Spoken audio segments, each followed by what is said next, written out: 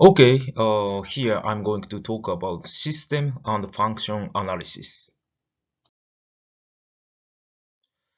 I think I need to clearly define the word system. The reason why I need to define this word is this word will be frequently used in this video lecture. What system means is object or things that are composed by components and generate certain behavior caused by the interactions among them. I have described this situation by using an illustration on this slide. So there are components in a system and there's interaction together among them, and finally, so it's certain behavior is generated from the system. And one thing I would like you to notice is that components that composes the system are also composed by probably smaller components. So components, although in the system there are many components, this is what I said, but the components are also systems. So I want you to notice that any objects or things in our world may be recognized as system. Therefore, the things which you are dealing with in your research probably may also be recognized as one of the systems. Then I would like to step into the details of the interaction. So here I'm going to explain what interaction among components means. So there's an example. Suppose there's a situation that could be described as component 1 acts on component 2. Here, so the change of P1 causes the change of P2. This is the situation component 1 acts on component 2. And I would like you to notice that what the parameter means is a kind of measurable attribute of components. So there should be attribute of each of components. Anyway, let me move on to some of the specific examples.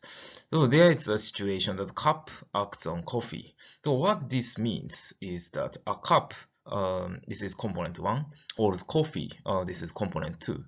So in this case, when the temperature of cup, actually this is parameter 1, this is attribute of a cup, increases the temperature of coffee.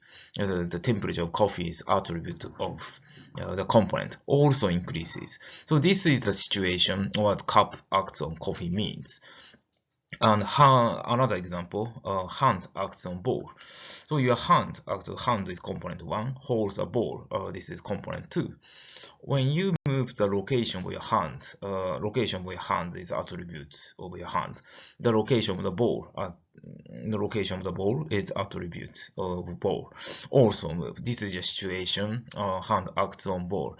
I would like you to notice that when component is acting on another component, so the situation, parameter of component 1 changes, influences parameter 2, which is an attribute of component 2. Then, so I believe that you have grasped the concept of system and interaction among them. So I would like to suggest a methodology which is called function analysis.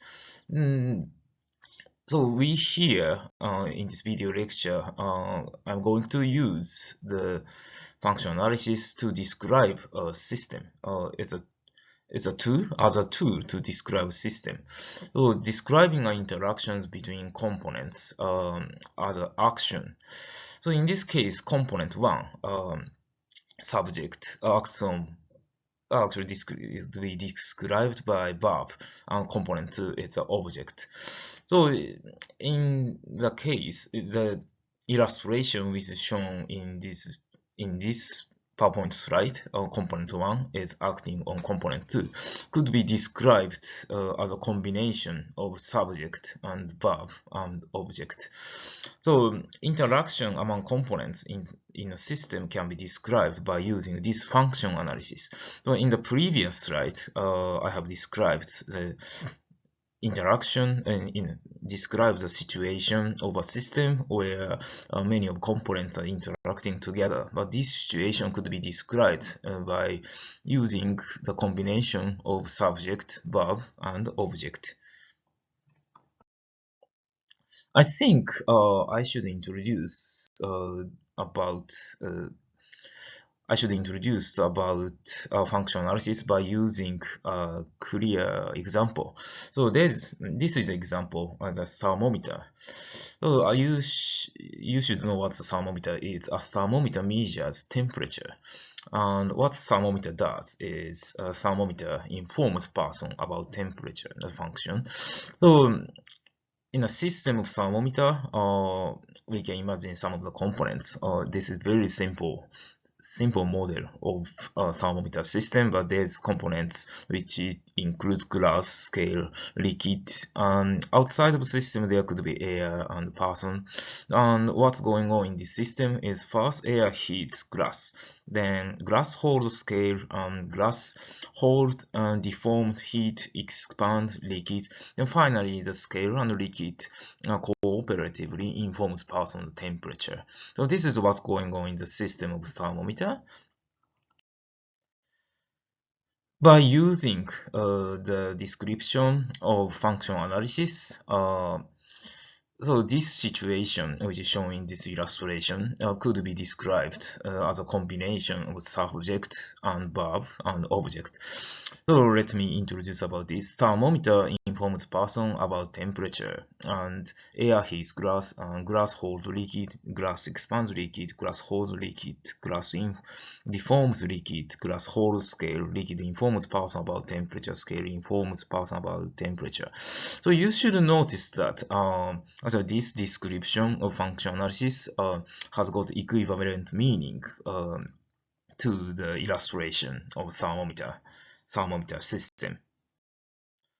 So what I would like to say this here is, so when you want to describe and analyze and deepen your understanding about the system which you are dealing with in research activity, so you may draw this kind of illustration, but probably it may be very difficult because something which you deal with in your research activity must be very complicated.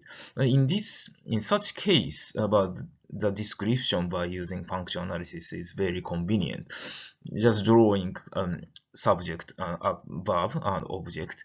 So this complicated combination of interaction could be described combination of sentences. And so if you want to more analyze in detail, so you could perform the analysis as deep as you want, as far as using this kind of description, I mean function analysis. So just imagine if you use this kind of illustration, which I've been introduced before.